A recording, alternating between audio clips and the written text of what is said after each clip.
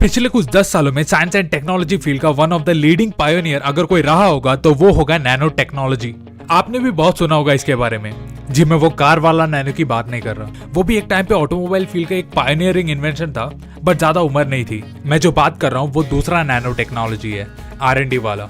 Nano technology पूरे दुनिया के साइंस एंड टेक्नोलॉजी फील्ड में एक नए रेवोल्यूशन ही लाया है, चाहे वो मेडिकल साइंस की फील्ड हो, कंस्ट्रक्शन फील्ड हो, ऑटोमोबाइल एंड मैन्युफैक्चरिंग हो या फूड सेफ्टी। शायद ही ऐसा कोई फील्ड ऑफ टेक्नोलॉजी होगा जो इस नैनो टेक्नोलॉजी को अब तक अडेप्ट नहीं किया होगा। बट क्या एक्चुअली में आपको पता है कि ये नैनो टेक्नोलॉजी चीज है क्या? Nano technology is a field of science जो आपको एक मैटर के एटॉमिक और मॉलिक्यूलर लेवल तक स्टडी, मैनिपुलेट और रिस्ट्रक्चर करने का ऑप्शन देता है। तो अब इसका मतलब ये हुआ कि that you have to work on a nano scale.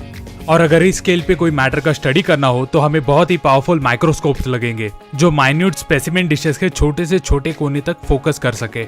मतलब इस कॉन्टेक्स्ट का रफ आइडिया आपको दिलाने के लिए पहले हम एक पिन को कंसिडर करेंगे। अगर हम इस पिन को देखें तो उसका साइज आता है around 1 millimetre at its head, यानी 1 मिलियन नैनोमीटर।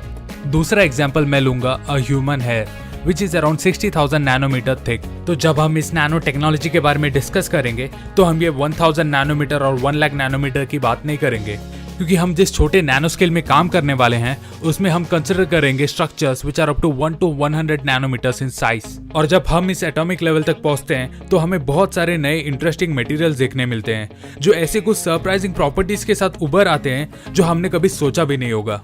फॉर एग्जाम्पल, अगर हम अपने रोजमर्रा के पेंसिल को कंसिडर करें, वही ग्रेफाइट स्ट्रिप जो एक पेंसिल के सेंटर से होके जाता है which is actually a carbon, और अगर हम इस ग्रेफाइट के और अंदर जागते हैं like more down to its carbon structure, इस कार्बन स्ट्रक्चर को रीबिल्ड करके यूज कर सकते हैं एज कार्बन नैनो ट्यूब्स। और अगर मैं इसे थोड़ा और डीप में डिस्क्राइब करूं तो ये बहुत ही छोटे फ्लेक्सिबल कार्बन एटम्स के सिलिंड्रिकल स्ट्रक्चर होते हैं जो लाइट और फ्लेक्सिबल होने के बावजूद बहुत स्ट्रॉन्ग भी होते हैं। और बस इतना ही नहीं, सरप्राइजिंगली इनमें बहुत ही अच्छे इलेक्ट्रिकल और हीट कंडक्टिंग प्रॉपर्टीज होती है। और इसी इंटरेस्टिंग प्रॉपर्टीज के वजह से रिसर्चर्स के बीच इसने पॉपुलैरिटी गेन कर ली है। और इसी पॉपुलैरिटी ने जन्म दिया flat panel displace, electrical search protectors, और यहाँ तक कि इस टेक्नोलॉजी से ऐसे कुछ डिवाइसेस भी डिजाइन किया गया है जो बीमारियों को डिटेक्ट करके उसे ट्रीट भी कर सकता है।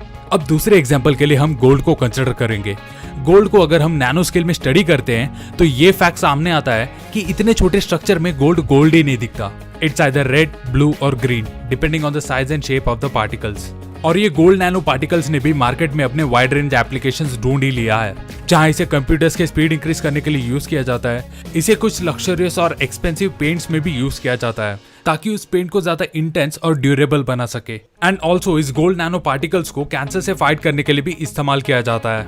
आई नो ये नैनो टेक्नोलॉजी आप में से कई लोगों के लिए एक नया कंसेप्ट होगा, बट मैं ये कसम से कह सकता हूँ it has an incredible potential, और इसके लाइव एग्जांपल्स आपको अपने चारों तरफ देखने मिल जाएगा। And it is really exciting to know कि इस टेक्नोलॉजी का एक बहुत ही बड़ा हाथ रहेगा हम इंसानों के भविष्य के प्रोग्रेस में। So until next time with more such interesting videos, bye from tech Baba.